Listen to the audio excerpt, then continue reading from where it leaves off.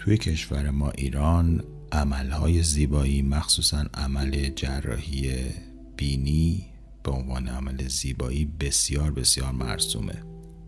حتی بین آقایون، قبلا بین خانوم ها بیشتر مرسوم بود، الان در بین آقایون هم خیلی مرسوم شده.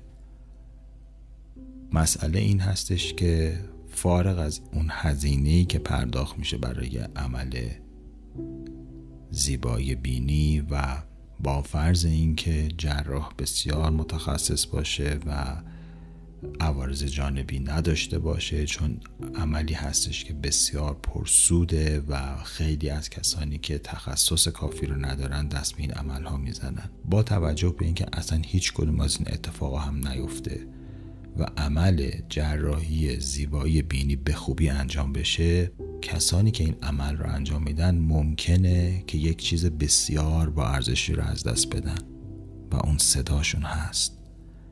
شما گمان نکنید که صدای زیبا فقط از تارهای صوتی شما و از حنجره شما و پرده دیافراگم شما بیرون میاد.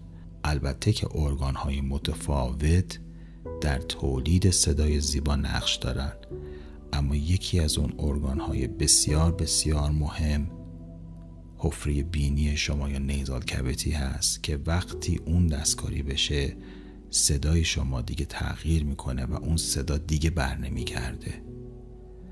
پس خواهش میکنم اگر صدای خوبی دارید، اگر چند نفر به شما گفتن که فن بیانتون خوب هست، روی صدا میشه کار کرد، میشه تارهای صوتی رو تقویت کرد، میشه صدا رو گرمتر کرد. اگر گویش شما، فن بیان شما بسیار بسیار زیباست، باور کنید، این حرف بنده رو باور کنید که این بیشتر از 1 میلیارد تومان که شما میخواید برید پول عمل زیبایی بینی بدید ارزش داره براتون. زیبایی یک مسئله سابجکتیو یا نسبیه، یعنی یک شخصی، اصلا من نمیگم بینیش، میگم چهره یک شخصی کلن به صورت کلی ممکنه در دید شخصی زیبا بیاد و همون چهره در دید شخصی دیگه زشت بیاد. خب مدت ها بود و هست که عمل تزریق ژل توی لب برای خانوم ها خیلی مد بود و بعضی از خانوم ها انقدر توی این قضیه بزرگ نمایی میکنن که دیگه لبشون اصلا شبیه لب انسان دیگه نیست. چند وقت پیش من مقاله‌ای رو خوندم که توی اون مشخص کرده بودن که 90% آقایون خانوم‌هایی رو دوست دارن که و میپسندن که لبشون خیلی برجسته و بزرگ نیست و شکل نرمالی داره. مسئله اینه که تمام این مسائل نسبی هست. حتی ممکنه شما بگید خب زیبایی صدا هم نسبیه. ممکنه بعضی از شما عزیزان که صدای من رو الان دارید میشنوید بگید که اصلا این صداش قشنگ نیستش که، اما زیبایی صدا با چیزهای دیگه ای عجین میشه. ممکنه جنس صدا خودش خیلی خودش به ذات خودش زیبا نباشه، اما وقتی شما آموزش میبینید که فن بیان خوبی داشته باشید، اون فن بیانتون میاد و اوورلپ میکنه و به اصطلاح لاپوشانی میکنه جنس صدای شما رو. یعنی زیبایی فن بیان شما، تلفظ درست شما، بیان احساسات شما از طریق صدا مهمتر میشه از جنس صدای خودتون. پس گمان میکنم که این نکته بسیار مهم هستش که باید مد نظر قرار بدیم. اما آیا ما اصلاً برای صدای بهتر عمل جراحی بینی باید انجام بدیم یا خیر؟ پاسخی که من برای این مسئله دارم اینه که اگر بینی شما دچار انحراف بینی باشه، انحراف تیغه بینی باشه، به گونه‌ای که 2 اتفاق بیفته.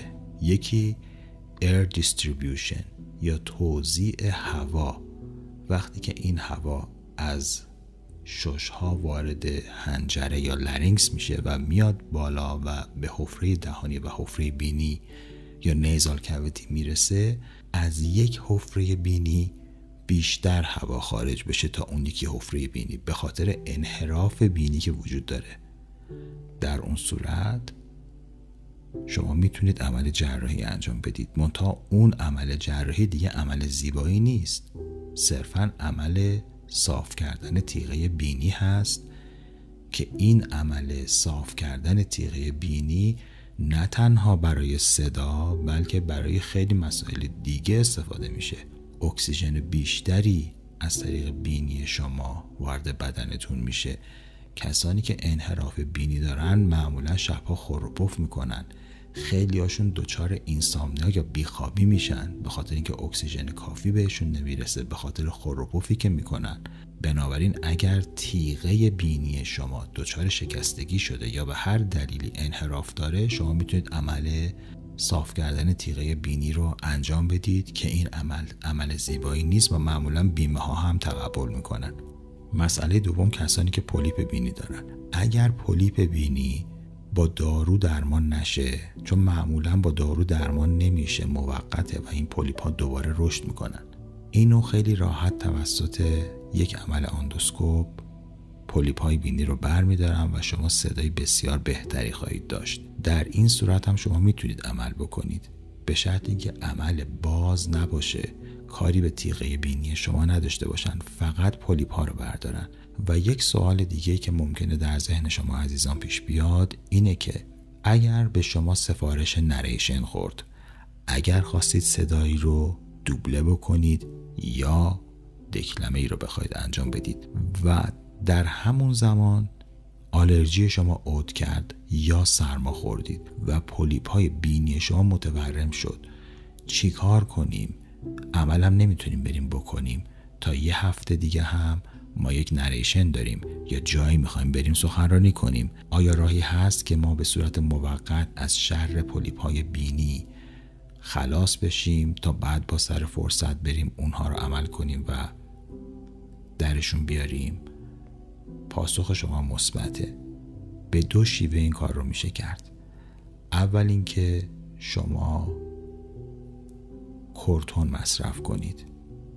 کورتونی که مصرف میکنید به صورت اورال هست، نه به صورت تزریقی، چون خیلی خطرناکه و اصلا کار خودتون نیست. کورتونی که به صورت قرص مصرف میشه، مثلا قرص پریدنوزون یا پریدنوزولون، این دارو یک قرص کورتیکواستروئید هست که کورتونیه و معمولاً به شما داروخانه ها نمیدن، یعنی نیاز به نسخه پزشک دارید.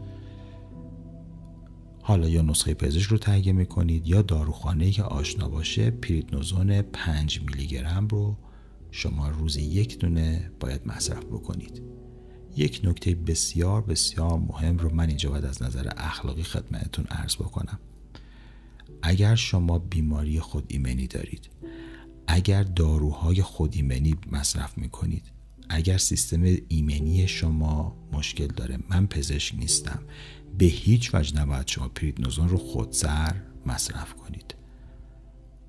اگر شما داروهایی مصرف میکنید که سرکوب کننده سیستم ایمنی هستن که در بیماری خود ایمنی استفاده میشه، مثلا ریتوکسماب یا آزوتراپین، این داروها مخصوصا ریتوکسماب، چون ریتوکسماب رو معمولا افرادی مصرف میکنن که پیوند اعضا انجام دادن، مثلا پیوند کلیه جدیدی رو دریافت کردن، کبد جدیدی رو دریافت کردن. به خاطر اینکه ارگان جدیدی که دریافت شده سیستم ایمنی بدن اشتباهی به اون ارگان حمله نکنه و از بین نبره، از داروهای سرکوب کننده سیستم ایمنی استفاده میکنن مثل ریتوکسماب. بنابراین اگر شما در این شرایط هستید به هیچ وجه به صورت سرخود داروی پریدنوزون رو مصرف نکنید و حتما با مشورت پزشک این کار رو انجام بدید، چون بسیار میتونه خطرناک باشه براتون.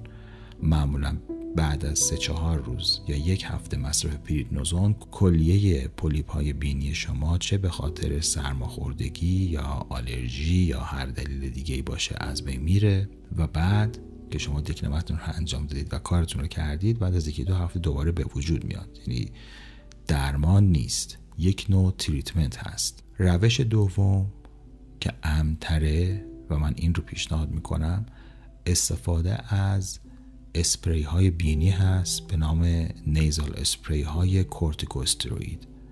اینها را احتمال داره داروخونه به شما راحت بده.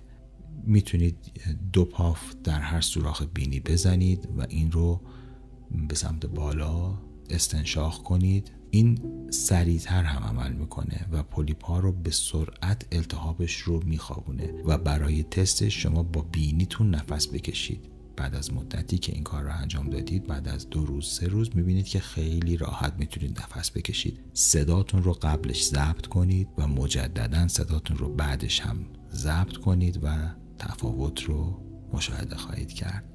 موفق باشید و خدا نگهدارتون.